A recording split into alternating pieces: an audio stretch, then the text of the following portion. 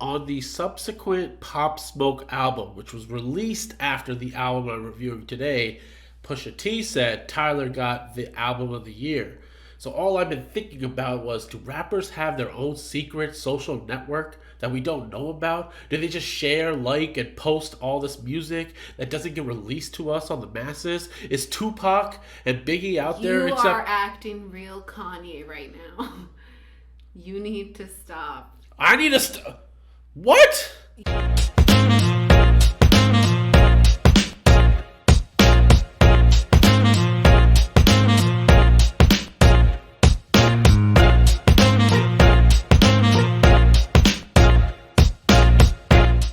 What is up, internet? Dish Won't Kill My Vibe, episode number 4. Yes, sir, that's right, we are here. Today we get to talk about one of my favorite artists right now. Actually, for a while, actually. But Tyler, the Creator, is the guy that we're going to be talking about. And he dropped a new album for us, and he blessed our ears with a perfection of an album, actually. I think it's actually going to be, spoiler alert, the album of the year.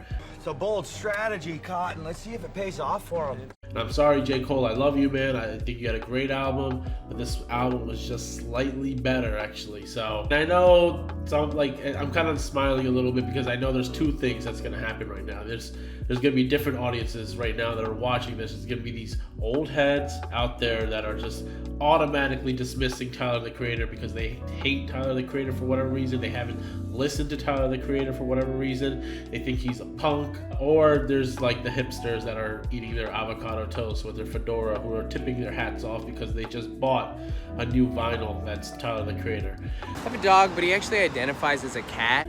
Look, I'll be honest. If you haven't listened to the Tyler, the Creator recently, I think you're absolutely missing out on some of the best pieces of work I have ever listened to in my entire life, and that's no exaggeration. When Tyler, the Creator, came into this industry, I think he had this whole persona about him that he was just wild and unchained, and that nobody knew what he was going to do and say, and he just like, he came off as like maybe disrespectful to some people in the audience or whatever, or whoever's listening out there, and they're like, oh, this guy's just another punk. And that's like what the whole thing was about him. Like, it was him against the world. It was his group, Odd Future, against the world. They were just making, the music that they wanted to make, and they weren't going to listen to anybody and about like what they could do and what they couldn't do.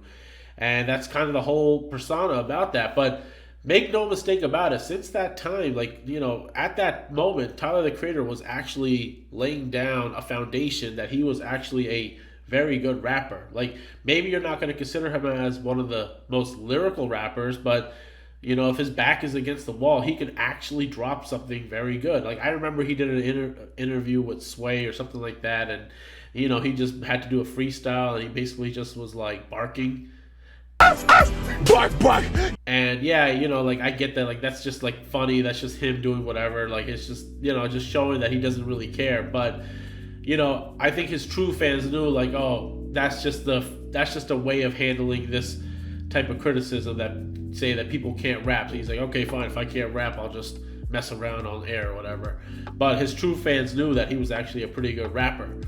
So you fast forward to all the albums that he's dropped, and he's had success everywhere he's been. But it wasn't until Flower Boy, when he dropped that album, that things changed a lot for him. And you got to see a softer side of Tyler, the Creator. You get to see like this more introspective person come out on this album. And at the time, I think he was struggling with his sexuality. He wasn't sure how people were going to react when he came out. But he basically was using this album as like a tell-all story, basically. And I couldn't like tell you how blown away that I was when I heard this album. Like, I remember, I want to say Kendrick Lamar had dropped Damn. Damn was a very good album. It was damn good.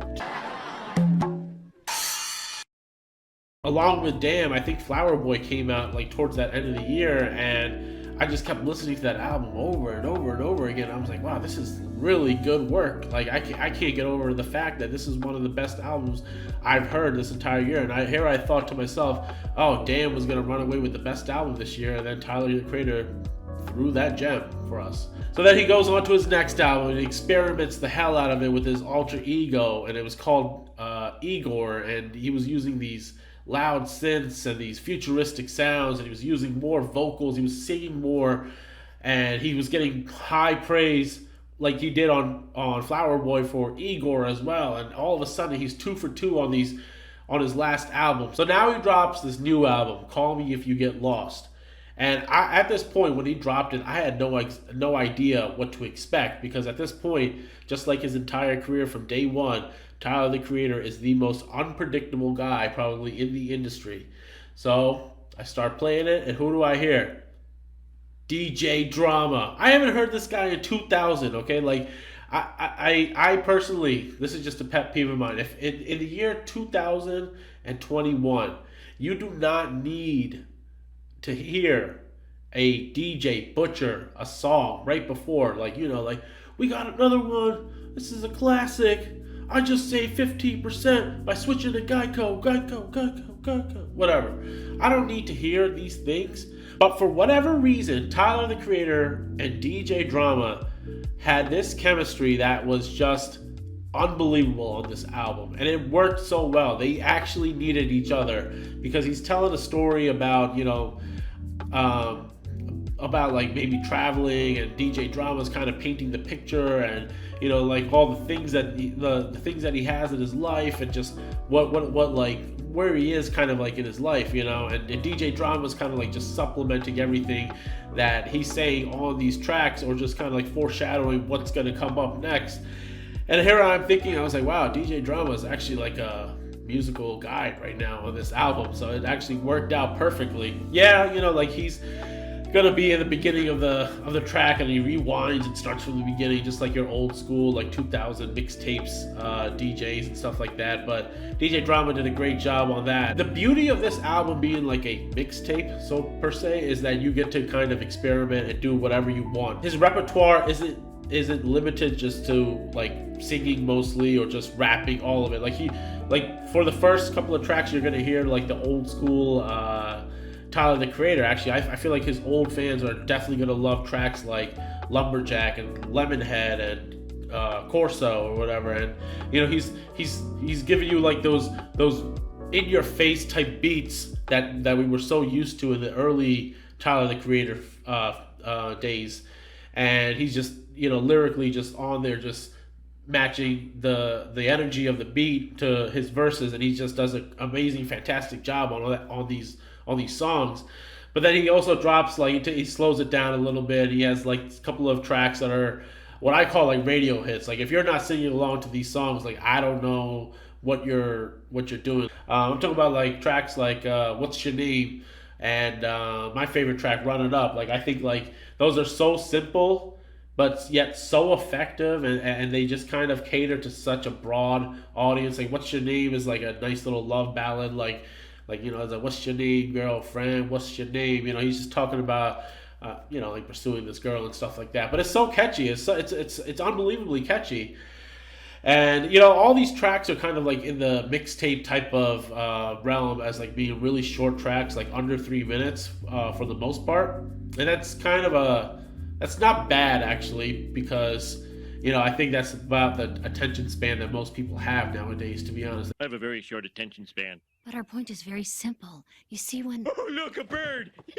They just want like a track that can stay for like maybe 3 minutes and just give you pure, you know, entertainment value for that time. But there are a couple of tracks, especially the ones where he actually gets very introspective, like what we were used to, kind of like on Flower Boy, but a little bit more differently. Tracks like Wilshire and Sweet / I Thought You Wanted to Dance are just like poetic storytelling from Tyler the Creator, and you know, on the one track he's talking about a secret affair that he had, and you know, had to hide it from the world, but he was actually in love with this person that he was having this affair with.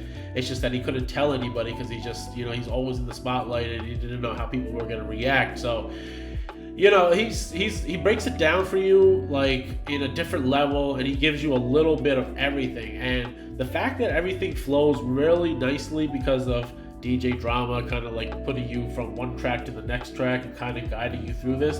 It actually is an amazing thing. Like I think he's